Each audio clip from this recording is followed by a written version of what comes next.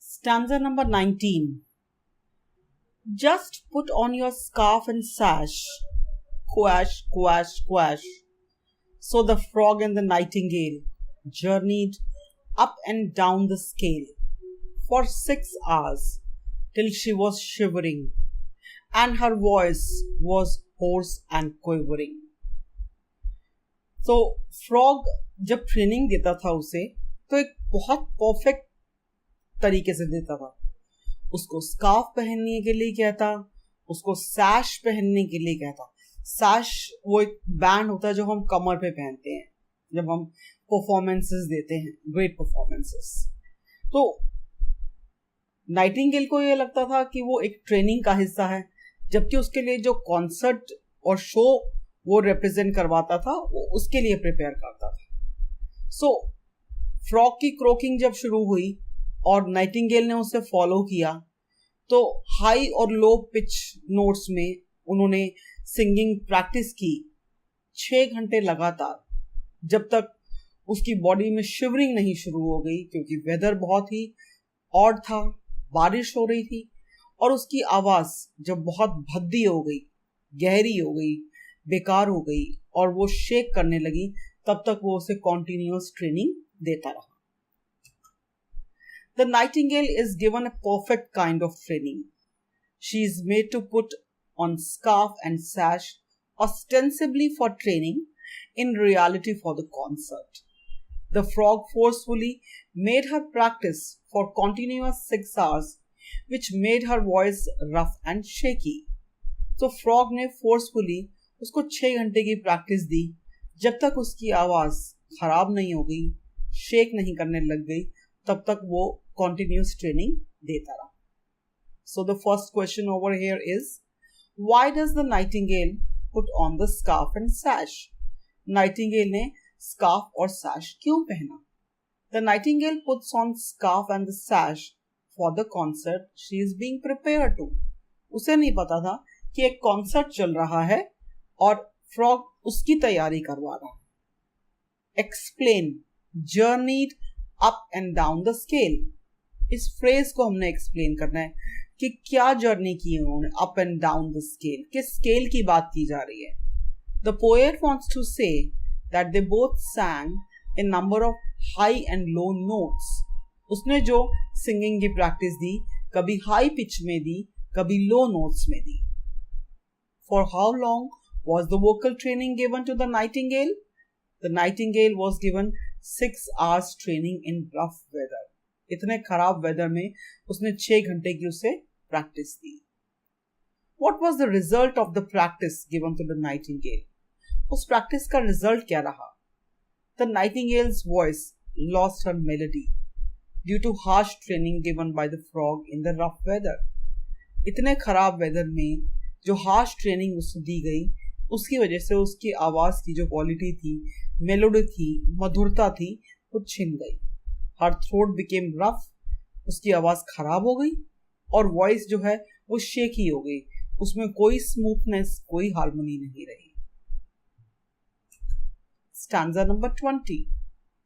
Though subdued and sleep deprived, in the night her throat revived, and the sumac tree was bored with the breathless titled crowd, owl of Sandwich, duck of Kent, mallard and melody Trent, martin cardinal Mephisto, and the coot of Monte Cristo.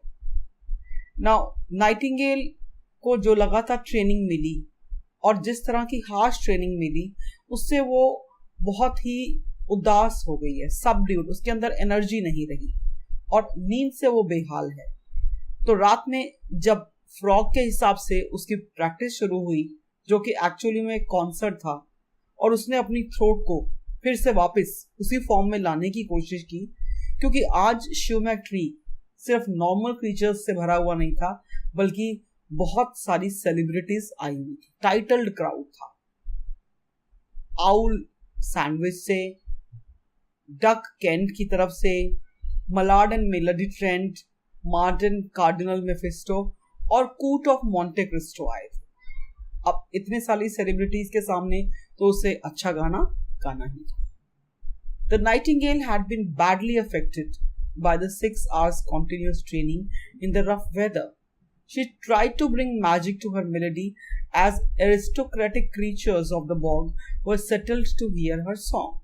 So इस aristocratic crowd को represent करना था उसे, उनको एक अच्छा गाना सुनाना था, तो उसको अपनी एनर्जी को, अपने स्पिरिट्स को रिवाइव करना पड़ा. What made the nightingale subdued? वो इतनी उदास और लैक ऑफ एनर्जी के साथ क्यों थी? The nightingale was made to practice for long hours in the rainy weather. एक तो वेदर रफ था, ऊपर से 6 घंटे की लगातार प्रैक्टिस ने उसकी सारी स्पिरिट को डाउन कर दिया था.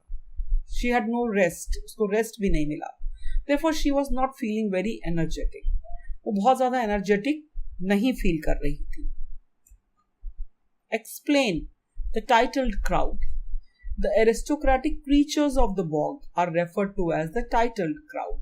जो सेलिब्रिटीज थे वो सारे एरिस्टोक्रेटिक फैमिलीज से थे. सो उसीलिए उस क्राउड को एक नॉर्मल क्राउड नहीं बल्कि टाइटल्ड क्राउड कहा गया. Stanza number 21. Ladies with tiaras glittering in the interval sat twittering, and the frog observed them glitter with a joy both sweet and bitter. अब ये कैसे पॉसिबल है कि हमारा जॉय या किसी का भी जॉय स्वीट भी हो बिटर भी हो, लेकिन फ्रॉग के साथ कुछ ऐसा ही हुआ. जो लेडीज वहां बैठी हुई थी ब्यूटीफुल गहने पहन के और इंटरवल में वो बातें कर रही थी, उनको देखकर फ्रॉग की आंखों में चमक तो आई और उसके मन में खुशी भी थी, लेकिन उसकी खुशी दोनों मीठी और कड़वी थी. मीठी इसलिए क्योंकि जो टिकट काउंटर पर सेल थी वो बहुत हाई थी and he was earning a lot of money. Bitter इसलिए थी क्योंकि उसके राइवल को बहुत पॉपुलैरिटी मिल रही थी. उसके कॉम्पिटिटर को, नाइटिंगेल को जो पॉपुलैरिटी मिल रही थी उससे उसके मन में बहुत जेलसी थी. So the ladies referred to in the above stanza are the creatures who have gathered there to hear the song of the nightingale. वो सब नाइटिंगेल का गाना सुनने के लिए आई हुई थी. The frog is looking at the crowd with mixed emotions. यहाँ फ्रॉग के मिक्स्ड इमोशंस रिप्रेजेंट किए गए हैं. On one hand he is happy as he is charging admission ticket from all the creatures who are coming to hear her song. On the second hand his joy is bitter as Nightingale is gaining more popularity and the creatures are the same ones who had insulted him when he used to sing. ये वही creatures हैं, जब वो गाना गाता था तो उसकी इंसल्ट करते थे, लेकिन नाइटिंगेल के आते ही उसके सामने क्लैपिंग और उसका अप्लॉज और एप्रिसिएशन ये सब उसको मिलने लगा. जो इमीडिएट स्टार सेंसेशन बन गई, उससे उसको बहुत जेलसी होने लगी. What made the animal gather there? Animals वहां क्यों इकट्ठे हुए? The animals gathered there to hear the song of the nightingale. वो फ्रॉग की वजह से तो आए नहीं थे, नाइटिंगेल का गाना सुनने के लिए आए थे. Why is frog's joy both sweet and bitter? उसकी खुशी मिक्स्ड क्यों है? मीठी भी है और कड़वी भी.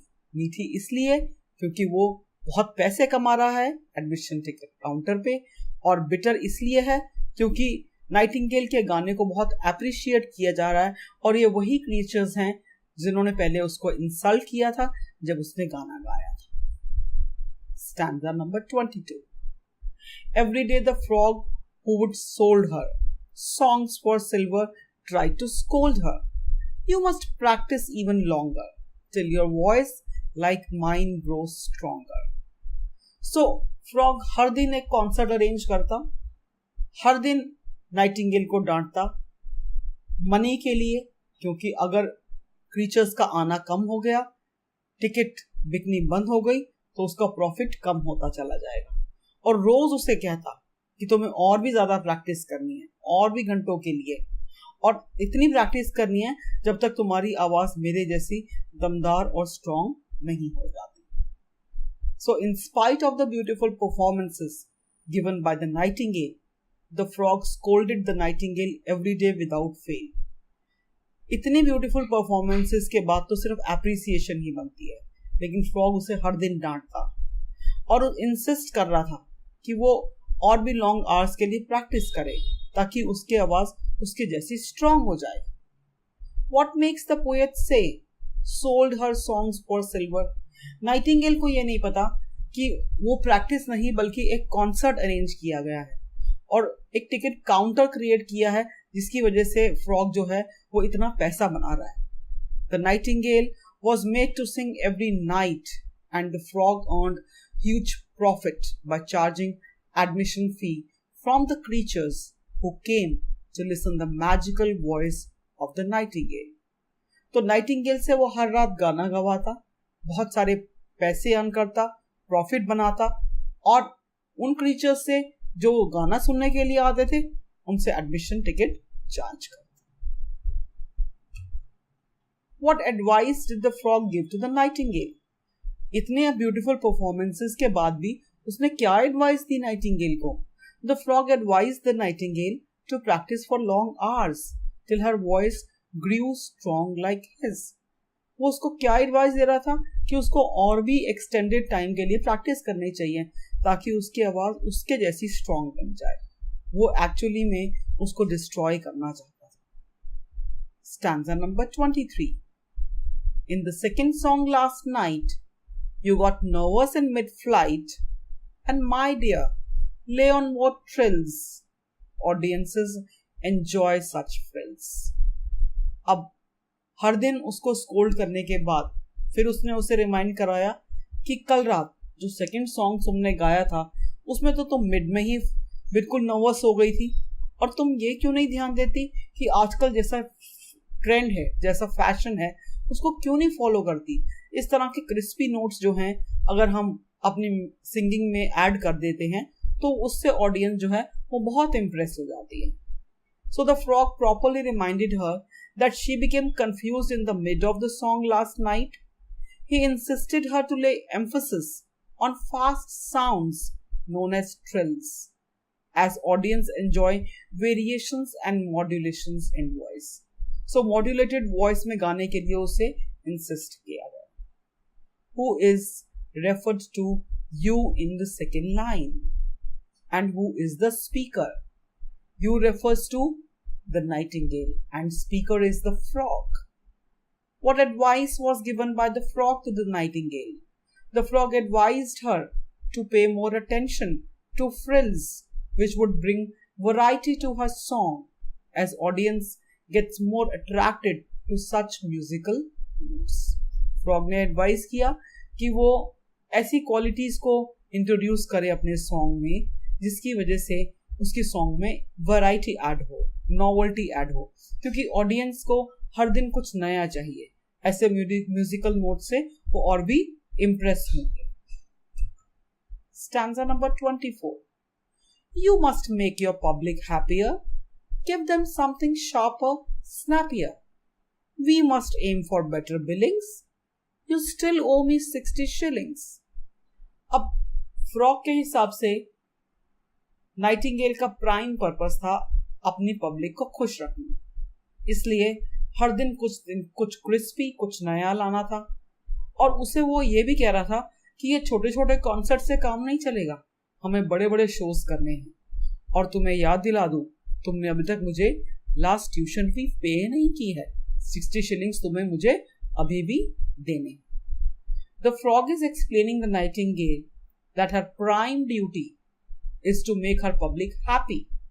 उसकी बेसिक ड्यूटी है अपनी पब्लिक को खुश रखना.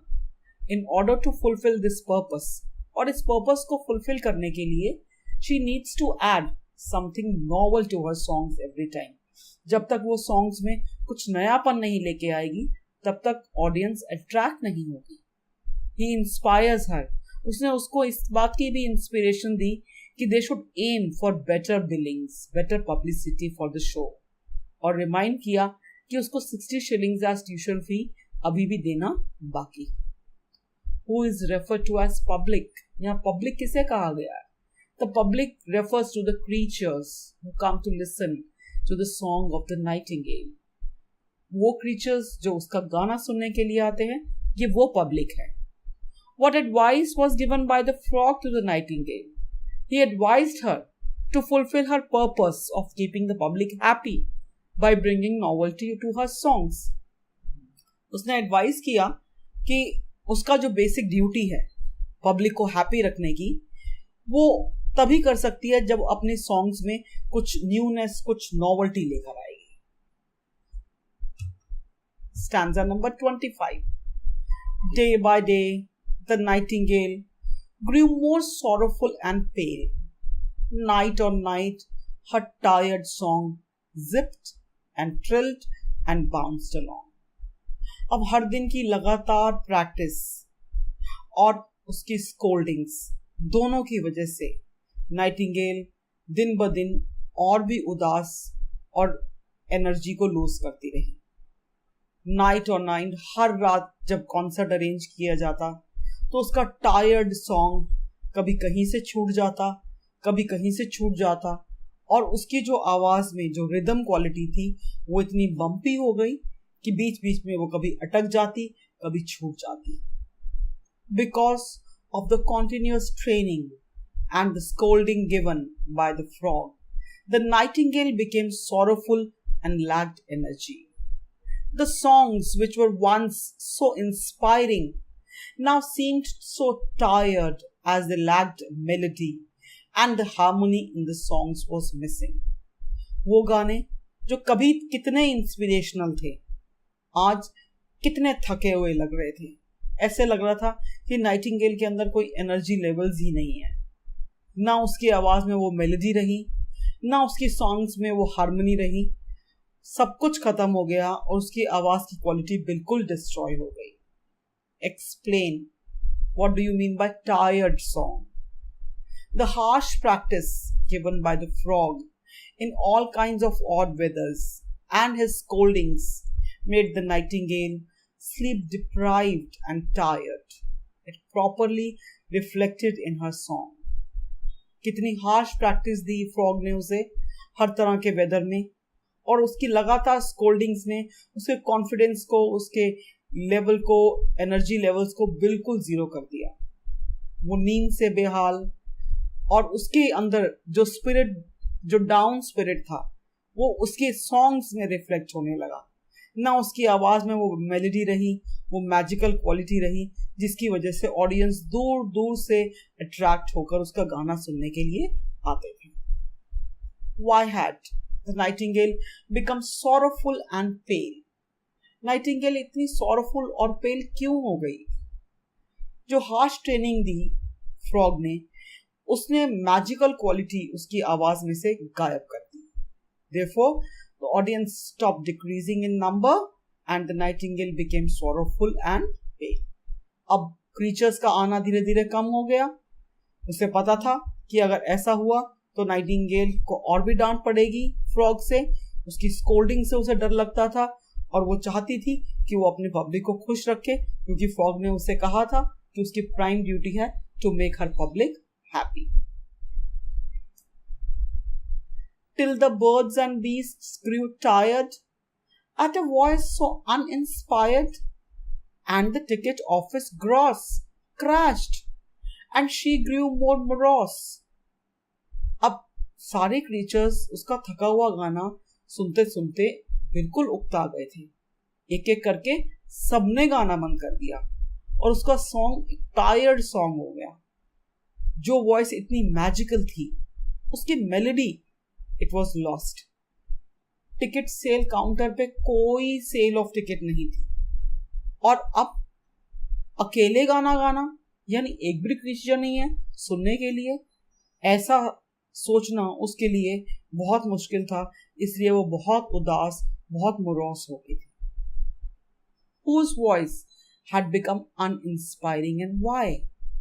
The nightingale's voice had become uninspiring. It was due to the continuous and harsh training given by the frog, which snatched away the melody of her voice.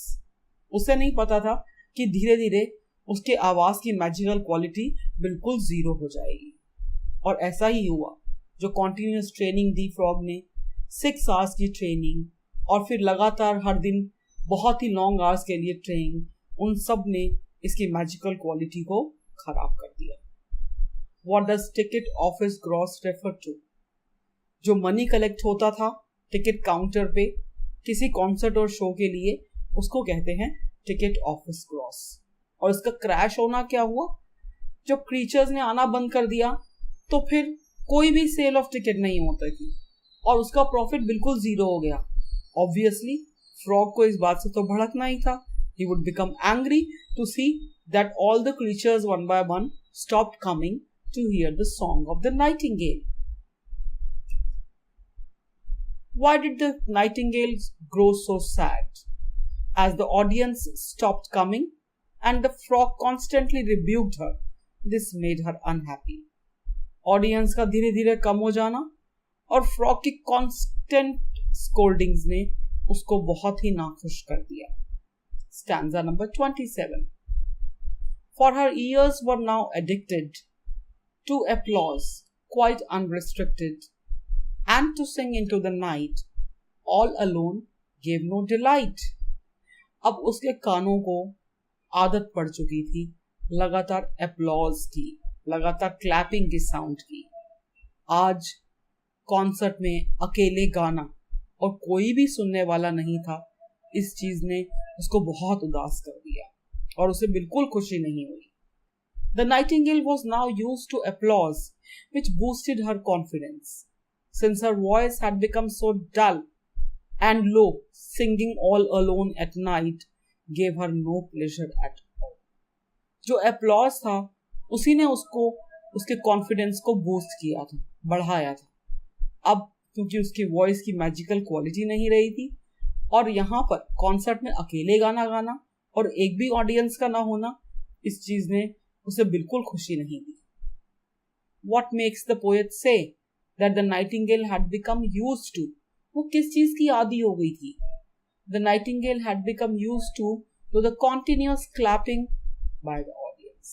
जो लगातार तालियों की गड़गड़ाहट थी, उससे उसके कानों को बहुत सुकून मिलता था, उसको बहुत खुशी मिलती थी.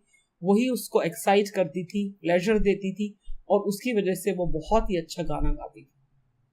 Why was she singing all alone now? अब क्यों अकेले गा रही थी वो?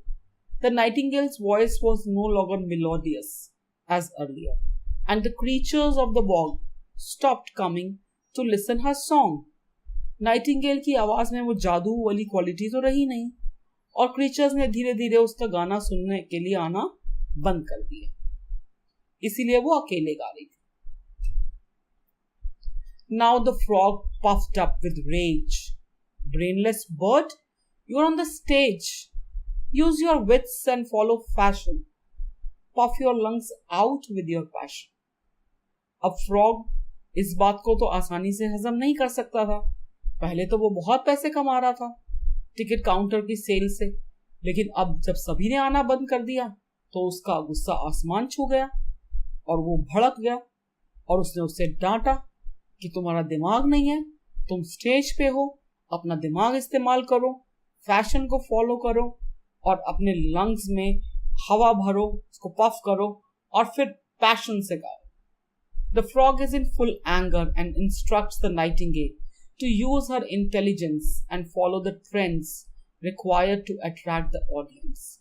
He strongly forces her to puff her lungs and sing passionately. So, the first probable question is, what made the frog angry? किस चीज ने frog को गुस्सा दिलाया? No sale of tickets at the counter made the frog angry. क्योंकि tickets की cell counter पे बिल्कुल जीरो हो गई थी, उसका प्रॉफिट बिल्कुल जीरो हो गया, इस चीज ने उसे गुस्सा दिला दिया. His earnings had dropped completely as the nightingale could no longer attract the audience now. अब क्योंकि नाइटिंगेल की आवाज लोगों को या क्रीचर्स को अट्रैक्ट नहीं कर पा रही थी, इसलिए उसकी अर्निंग्स ड्रॉप हो गई, कम हो गई. What makes the poet say that the bird was brainless? Frog ने ऐसा क्यों कहा कि वो बर्ड ब्रेनलेस थी? The poet says so because she kept blindly following whatever frog said. Poet ने ऐसा इसलिए कहा क्योंकि फ्रॉग जो भी कहता रहा वो आंखें बंद करके सुनती और मानती रही.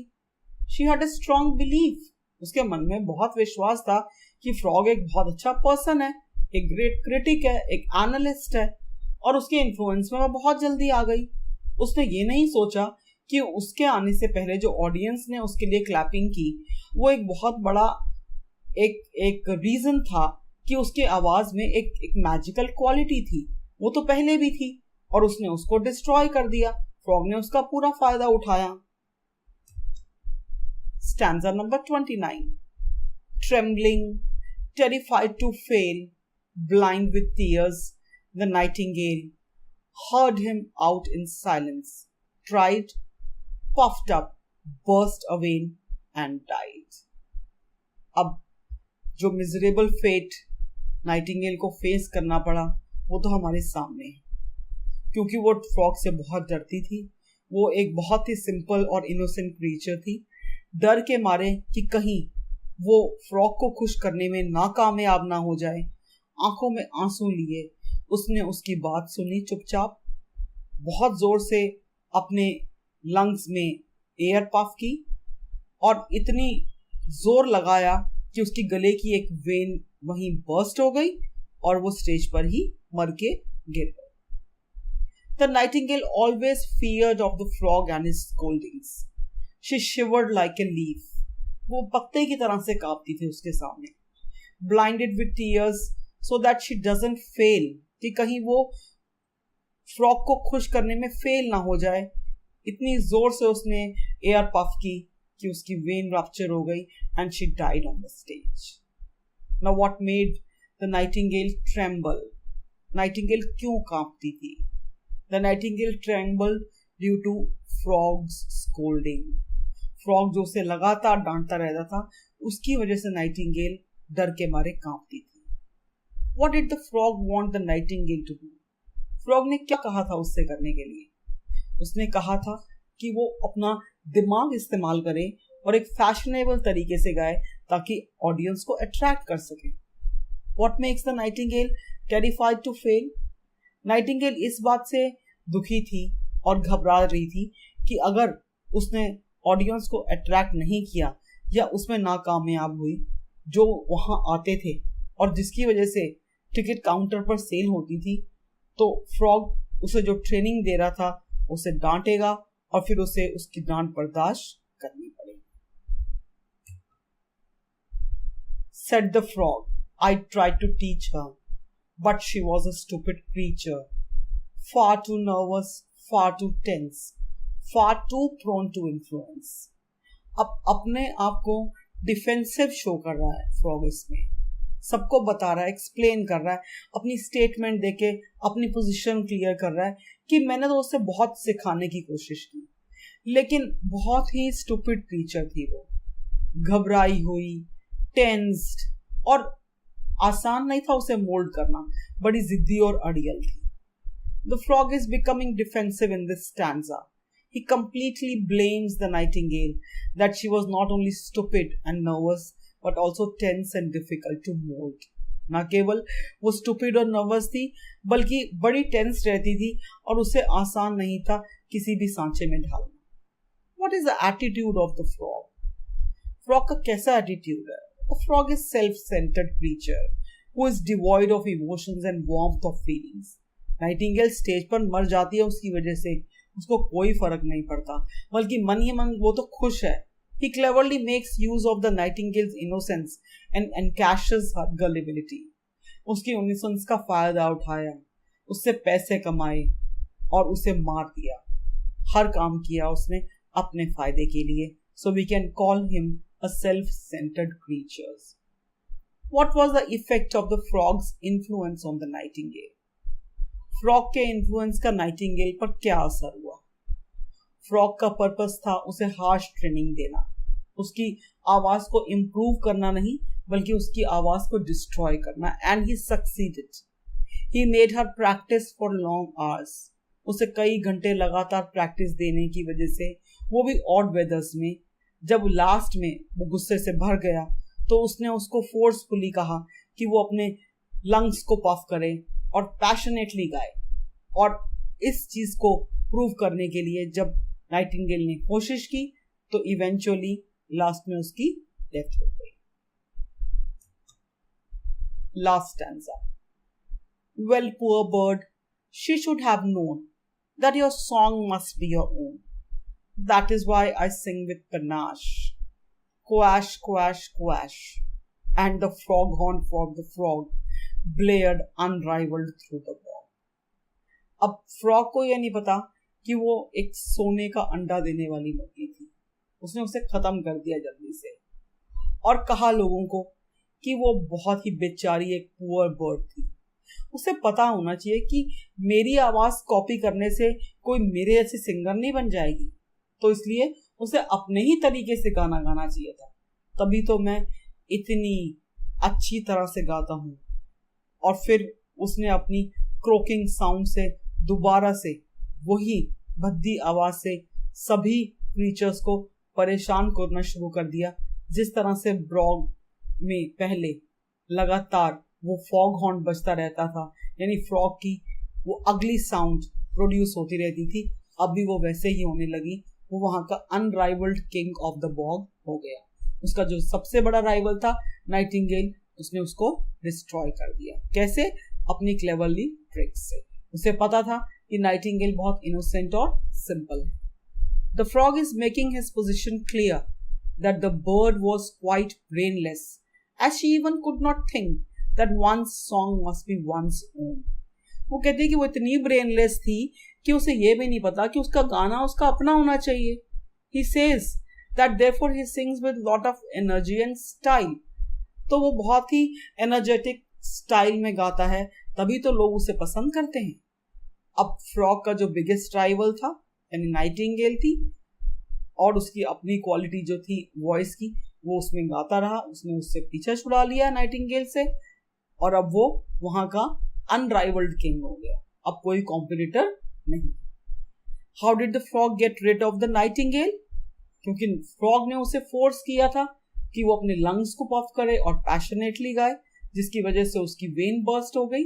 इसलिए nightingale when she met her death he got rid of the nightingale. How did the frog bargain by the nightingale's death?